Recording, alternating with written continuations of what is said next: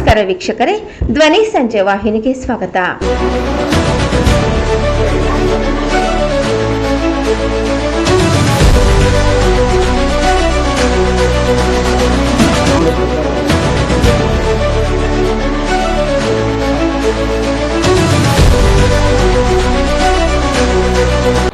Bhim army ಸಂಘಟನೆ ಕಳೆದ 6 ತಿಂಗಳಿಂದ ಶೀತಲ ಸ್ಥಿತಿಯಲ್ಲಿತ್ತು.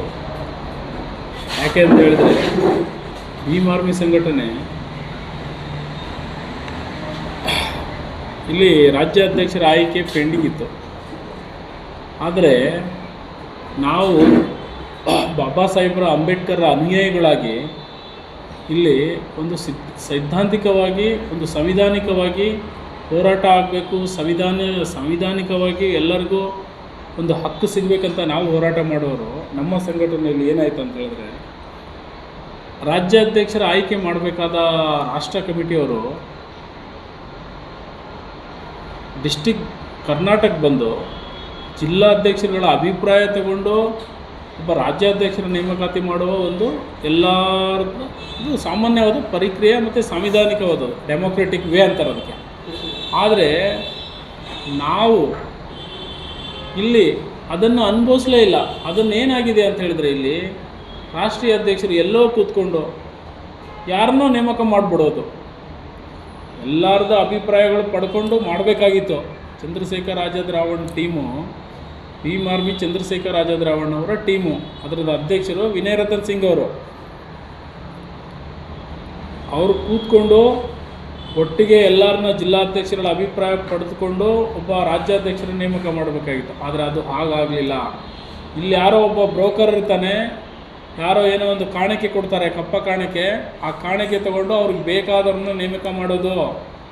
ಸಂಘಟನೆ ಅಂತಂದರೆ ಎಲ್ಲ ಜಿಲ್ಲಾಧ್ಯಕ್ಷರುಗಳು ಮತ್ತು ಪದಾಧಿಕಾರಿಗಳ ಅಭಿಪ್ರಾಯ ಪಡೆದುಕೊಂಡು ಸಂಗ್ರಹಿಸಿ ಒಬ್ಬ ರಾಜ್ಯಾಧ್ಯಕ್ಷ ನೇಮಕ ಮಾಡೋದು ಒಂದು ಪ್ರಕ್ರಿಯೆ ಇದೆ. ಅದು ಯಾವುದನ್ನೂ ಮಾಡದೆ ಎಲ್ಲೋ ಕೂತ್ಕೊಂಡು ಯಾರು ಅವ್ರಿಗೆ ಕಪ್ಪ ಕಾಣಿಕೆ ಕೊಡ್ತಾರೆ ಅಂಥವ್ರನ್ನ ನೇಮಕ ಮಾಡುವುದು, ಇದು ಒಂದು ತಪ್ಪು ಸಂದೇಶ. ಇದು ಇವತ್ತು ಭೀಮ್ ಆರ್ಮಿ ಸಂಘಟನೆಯಲ್ಲಿ ಇರ್ತಕ್ಕಂಥ ಎಲ್ಲ ಜಿಲ್ಲಾಧ್ಯಕ್ಷರುಗಳು ಈ ಒಂದು ಪ್ರಕ್ರಿಯೆ ಎಲ್ಲೋ ಕೂತ್ಕೊಂಡು ಅವ್ರಿಗೆ ಬೇಕಾದವರು ಯಾರು ಕಾಣಿಕೆ ಕೊಡ್ತಾರೆ ಅಂಥವ್ರನ್ನ ಮಾಡೋದನ್ನು ವಿರೋಧಿಸಿ ಎಲ್ಲ ಜಿಲ್ಲಾಧ್ಯಕ್ಷರುಗಳು ಇವತ್ತು ಬೆಂಗಳೂರಲ್ಲಿ ಗಾಂಧಿ ಭವನದಲ್ಲಿ ಜಿಲ್ಲಾಧ್ಯಕ್ಷರುಗಳು ಏನು ಚಂದ್ರಶೇಖರ್ ಆಜಾದ್ ರಾವಣ್ ಅವರ ಭೀಮ್ ಆರ್ಮಿಯನ್ನು ವಿರೋಧಿಸಿ ಇವತ್ತು ಮಂಜಿತ್ ಸಿಂಗ್ ನೋಟಿಯಾಲ ಅವರ ಸಂಘಟನೆ ಜೊತೆ ಇವತ್ತು ಬಂದಿದ್ದಾರೆ. ಯಾಕಂತ ಹೇಳಿದರೆ, ಯಾರನ್ನಾದರೂ ನೇಮಕಾತಿ ಮಾಡಬೇಕಾದಾಗ ಆ ಸ್ಥಳೀಯರ ಅವರ ಒಂದು ಅಭಿಪ್ರಾಯ ಪಡೆದುಕೊಂಡು ಒಬ್ಬ ರಾಜ್ಯ ಅಧ್ಯಕ್ಷನ ನೇಮಕ ಮಾಡಬೇಕು ಮತ್ತು ಪದಾಧಿಕಾರಿಗಳ ನೇಮಕ ಮಾಡೋದು ಆ ನಿಯಮ ಇದೆ. ಅದನ್ನು ಬಿಟ್ಟು ಅವರೆಲ್ಲೋ ಕೂತ್ಕೊಂಡು ಅವ್ರಿಗೆ ಯಾರು ಕಾಣಿಕೆ ಕೊಡ್ತಾರೆ ಅಂಥವ್ರನ್ನ, ಈ ಡಿಕ್ಟೇಟರ್ಶಿಪ್ ಇದೆಯಲ್ಲ, ಹಿಟ್ಲರಿಸಮ್ ಇದೆಯಲ್ಲ, ಅದನ್ನು ಇಲ್ಲಿ ನಡೀತಾ ಇತ್ತು. ಅದನ್ನು ವಿರೋಧಿಸಿ ಇವತ್ತು ಎಲ್ಲ ಜಿಲ್ಲಾ ಅಧ್ಯಕ್ಷರುಗಳು ಎಲ್ಲ ಒಗ್ಗಟ್ಟಾಗಿ ಬೆಂಗಳೂರಲ್ಲಿ ಸೇರಿಕೊಂಡು, ಇದು 2ನೇ ಸಭೆ. ಇದು ಮುಂಚೆನೂ ವಾರ್ನಿಂಗ್ ಕೊಟ್ಟಿದ್ವಿ, ಇದು ತಪ್ಪಾಗಿದೆ, ನೀವು ತಿದ್ದುಕೊಳ್ಳಿ ಅಂತ ಹೇಳ್ಬಿಟ್ಟು ದಾವಣಗೆರೆಯಲ್ಲೂ ನಾವು ಅವ್ರಿಗೆ ಹೇಳಿದ್ವಿ, ಟೈಮ್ ಕೊಟ್ಟಿದ್ವಿ. ಆದರೆ ಅವರು ತಿದ್ದುಕೊಳ್ಳಲಿಲ್ಲ. ಆದ್ದರಿಂದ ಎಲ್ಲ ಜಿಲ್ಲಾಧ್ಯಕ್ಷರುಗಳು ಚಂದ್ರಶೇಖರ್ ಆಜಾದ್ ರಾವಣ್ ಸಂಘಟನೆ ಬಿಟ್ಟು ಆಚೆ ಬಂದು ಇವತ್ತು ಮಂಜಿತ್ ಸಿಂಗ್ ನೋಟಿಯಾಲ ಜೊತೆ ಎಲ್ಲ ಜಿಲ್ಲಾಧ್ಯಕ್ಷರುಗಳು ಸೇರಿಕೊಂಡಿದ್ದಾರೆ. ಮತ್ತು ಇಲ್ಲಿ ಹೊಸ ರಾಜ್ಯಾಧ್ಯಕ್ಷರಾಗಿ ನಮ್ಮ ಪ್ರಸನ್ನ ಅವರಾಗಿದ್ದಾರೆ. ಸೊ ಆದ್ದರಿಂದ ಇವತ್ತು ಸಭೆ ಮಾಡಿ ಮುಂದಿನ ಏನು ಸಂಘಟನೆ ಯಾವ ರೀತಿ ಕಟ್ಟಬೇಕು, ಯಾವ ರೀತಿ ಹೋರಾಟ ಮಾಡಬೇಕು, ನಾವು ಒಂದು ಸೈದ್ಧಾಂತಿಕವಾದ ಹೋರಾಟ ಕಟ್ಟಬೇಕು, ಬಾಬಾ ಸಾಹೇಬ್ರದ್ದು ಮತ್ತು ಕಾನ್ಸಿರಾಮ್ ಅವ್ರದ್ದು, ಮತ್ತು ಸಾಂವಿಧಾನಿಕವಾಗಿ. ಆಮೇಲೆ ಮುಂದೆ ನೆಕ್ಸ್ಟ್ ನಾವು ಕೇಡರ್ ಕ್ಯಾಂಪ್ ಮಾಡೋದು, ರಾಜ್ಯದ ಯಾವ್ಯಾವ ಸಮಸ್ಯೆಗಳಿದ್ದಾವೆ, ರಾಜ್ಯ ಮಟ್ಟದಲ್ಲಿ ದಲಿತರು, ಅಲ್ಪಸಂಖ್ಯಾತರು, ಹಿಂದುಳಿದವರು ಯಾವ್ಯಾವ ಸಮಸ್ಯೆಗಳಿದೆ, ಆ ಸಮಸ್ಯೆಗಳನ್ನೆಲ್ಲ ಸೇರಿಸ್ಕೊಂಡು ಒಟ್ಟಿಗೆ ಮುಂದಿನ ದಿನದಲ್ಲಿ ರಾಜ್ಯ ಮಟ್ಟದ್ದು ಜಿಲ್ಲಾ ಮಟ್ಟದ ಹೋರಾಟಗಳು ಮಾಡೋಕ್ಕೋಸ್ಕರ ಇವತ್ತು ಸಭೆ ಸಿಗುತ್ತೆ. ಎಲ್ಲ ಜಿಲ್ಲಾಧ್ಯಕ್ಷರುಗಳು ಆಚೆ ಬಂದಿದ್ದಾರೆ ಸರ್. ಒಂದು 3 ಜಿಲ್ಲಾಧ್ಯಕ್ಷರುಗಳು ಬೆಳಗಾವಿ, ರಾಯಚೂರು, ಆಮೇಲೆ ಬೀದರ್, 3 ಜಿಲ್ಲಾಧ್ಯಕ್ಷರು ಮಾತ್ರ ಅವ್ರ ಜೊತೆ. ಎಲ್ಲ ಜಿಲ್ಲಾಧ್ಯಕ್ಷರುಗಳು ಇಲ್ಲಿ ನಮ್ಮ ಜೊತೆ ಇದ್ದಾರೆ. ಇವತ್ತು ಬಂದಿದ್ದರು, ಮೀಟಿಂಗ್ ಆಯಿತು, ಎಲ್ಲರೂ ಸೇರ್ಕೊಂಡು ಈಗ ಊಟ ಮಾಡೋಕ್ಕೆ ಹೋಗಿದ್ವಿ, ಊಟ ಮಾಡಿ ಇಲ್ಲಿ ಬಂದಿದ್ವಿ. ಏನು ಕರ್ನಾಟಕ ರಾಜ್ಯದಲ್ಲಿ ಇಷ್ಟು ದಿನ ಭೀಮ್ ಆರ್ಮಿ ಭಾರತ ಏಕತಾ ಮಿಷನ್ ಸಂಘಟನೆಯ ಚಂದ್ರಶೇಖರ್ ಆಜಾದ್ ರಾವಣ್ ಅವರ ಸಂಘಟನೆಯಲ್ಲಿ ನಾವೆಲ್ಲರೂ ಕೂಡ ಕೆಲಸ ಮಾಡ್ತಾಯಿದ್ವಿ.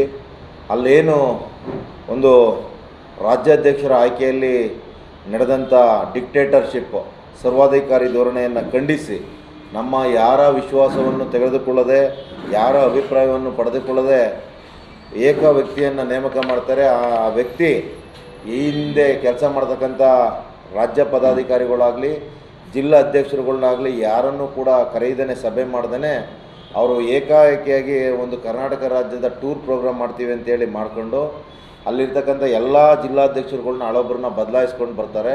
ಕೇವಲ 4 ಜಿಲ್ಲಾಧ್ಯಕ್ಷರುಗಳ್ನ ಅವರ ಒಟ್ಟಿಗೆ ಇಟ್ಕೊಂಡು ಇನ್ನು ಮಿಕ್ಕಿದಂಥ ಎಲ್ಲ ಜಿಲ್ಲಾಧ್ಯಕ್ಷರುಗಳ್ನ ಬದಲಾಯಿಸಿದಂಥ ಸಂದರ್ಭದಲ್ಲಿ ನಮ್ಮೆಲ್ಲ ಸ್ವಾಭಿಮಾನಿಗಳ ಜಿಲ್ಲಾಧ್ಯಕ್ಷರುಗಳು ಸ್ವಾಭಿಮಾನದಿಂದ ನಾವು ಒಂದು ಕಡೆ ಸೇರಿ ಇಲ್ಲ ಇಲ್ಲಿ ನಮಗೆ ಸ್ವಾಭಿಮಾನಕ್ಕೆ ಧಕ್ಕೆ ಆಗಿದೆ, ನಾವು ಬೇರೆ ಸಂಘಟನೆ ಮಾಡಲೇಬೇಕು ಅಂತೇಳಿ ನಾವು ಕೂಡ ರಾಷ್ಟ್ರೀಯ ಸಂಘಟನೆ ಭೀಮ್ ಆರ್ಮಿ ಮಂಜಿತ್ ಸಿಂಗ್ ನೋಟಿಯಾಲ್ ಅವರು ರಾಷ್ಟ್ರೀಯ ಅಧ್ಯಕ್ಷರಿದ್ದಾರೆ.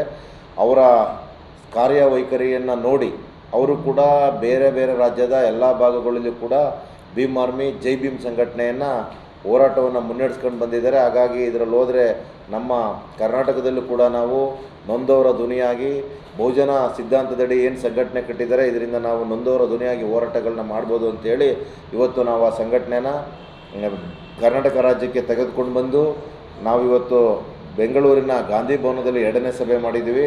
ಆ ಕರ್ನಾಟಕ ರಾಜ್ಯದ ಜ್ವಲಂತ ಸಮಸ್ಯೆಗಳ ಬಗ್ಗೆ ಚರ್ಚೆ ಮಾಡಿದ್ದೀವಿ.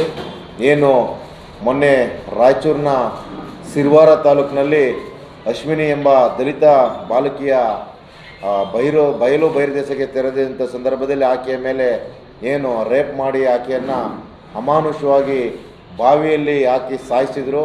ಆ ವಿಚಾರ ಇಟ್ಕೊಂಡು ಜೊತೆಗೆ ಏನು ರಾಜ್ಯದ ಯೋಜನೆಗಳು ದಲಿತರಿಗೆ ಸಿಗಬೇಕಾದಂಥ ಸವಲತ್ತುಗಳು ಸಿಗದಂಗೆ ಏನು ಆಗ್ತಾಯಿದ್ದಾವೆ, ಗ್ಯಾರಂಟಿ ಯೋಜನೆಗಳನ್ನ ಸರ್ಕಾರ ನಮ್ಮ SCPTSB ಹಣವನ್ನು ಗ್ಯಾರಂಟಿ ಯೋಜನೆಗಳಿಗೆ ಬಳಸ್ಕೊಂಡು ನಮಗೆ ಸಿಗಬೇಕಾದಂಥ ಸವಲತ್ತುಗಳನ್ನ ಇಲ್ಲದಂತೆ ಮಾಡಿದ್ದಾರೆ.